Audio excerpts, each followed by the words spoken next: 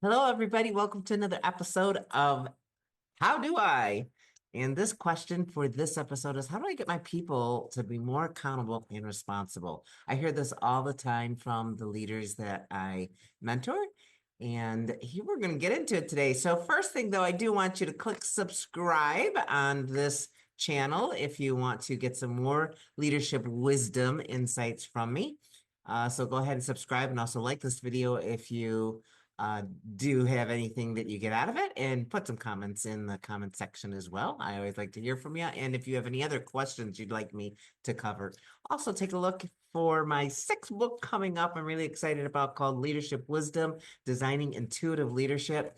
It's going to be really something that is groundbreaking in how you can use your innate intuitive intelligence to guide your leadership. So look for that coming up. So let's just get right into this. We're going to talk about building future leaders, which is what I call the ARE stool, introducing the three-legged stool concept. And let's just kind of get into what those three letters mean. So the ARE stool stands for accountability, responsibility, and expectations.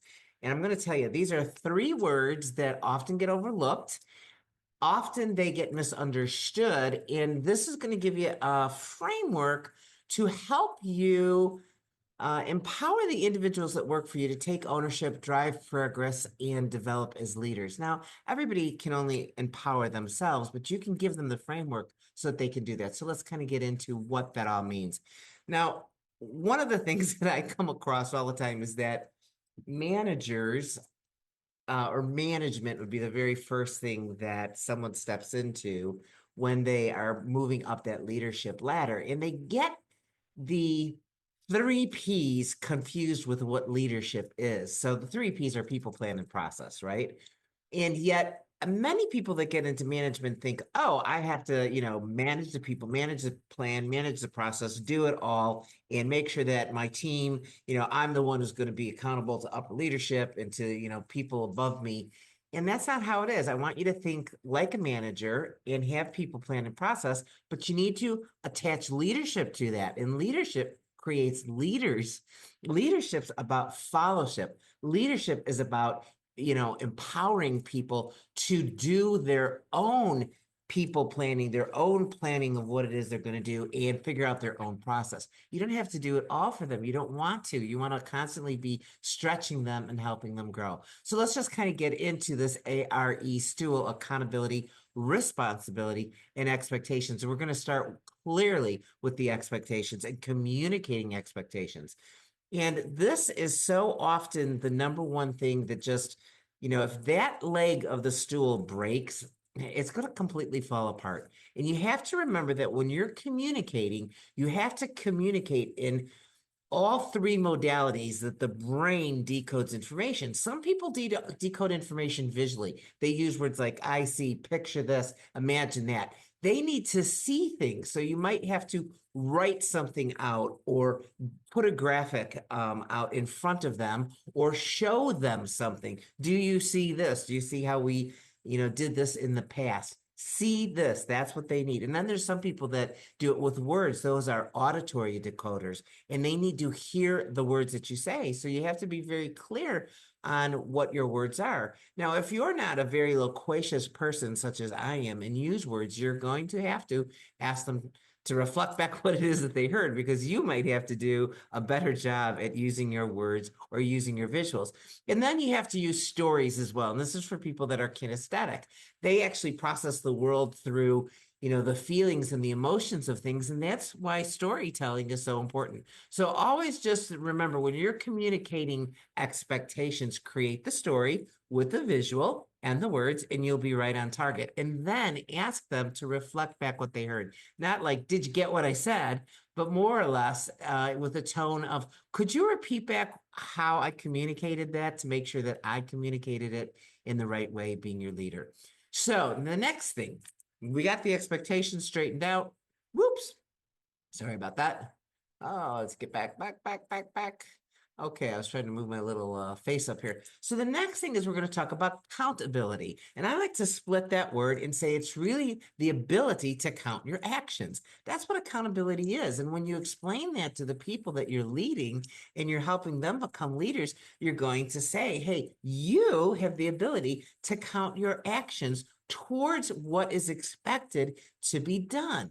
It's not me as the manager and the leader. I help coach, I help mentor, I help provide the instruction and the guidelines to it. We agree on those expectations. However, it's you that has the ability to count your actions. So you might ask, how will you be counting your actions? How will you be counting the things that you do each day to get that expectation done?